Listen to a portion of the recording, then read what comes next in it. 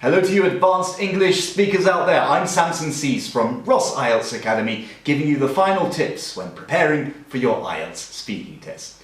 Now, in part 2 and 3 of the test, the examiner might ask you to express possibilities and talk about the future.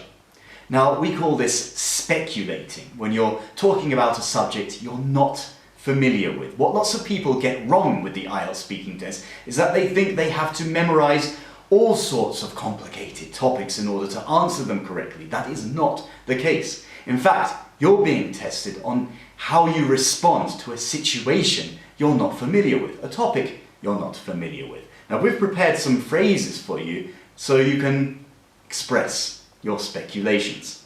We have I'd say, I guess, perhaps, maybe, it's possible, I would imagine that. This is how you can begin a sentence when you're speculating. Let's now look at agreeing and disagreeing. Now this pops up in part 3 of the IELTS speaking test. Basically, you'll be asked to elaborate on the topic you spoke about in part 2. Now you'll be challenged by the examiner to agree or disagree with certain statements. Now, we've prepared some statements for you in order to agree or disagree. I'll go through them with you. Now, agreements can start with a sentence like, oh yes, absolutely. You're absolutely right. No doubt about it. You have a point there. So that's the agreeing. Let's go to the disagreeing. I'm afraid I disagree. That's not always the case.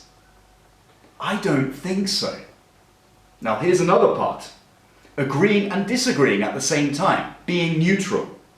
Well, I can see both sides. I'm not sure if I agree or disagree with this. This one's quite important. Asking the examiner for clarification. Now, sometimes you might be a little bit nervous during the test and you might not understand the question fully, so ask the examiner for clarification. Understand the question fully. The examiner is not your enemy. In fact, he or she is your friend. They are there to make sure you understand what you're talking about. So you can use certain phrases for them to repeat the question. You can use, could you repeat that, please? Could you say that again? Sorry, I didn't quite get that. Could you please repeat it?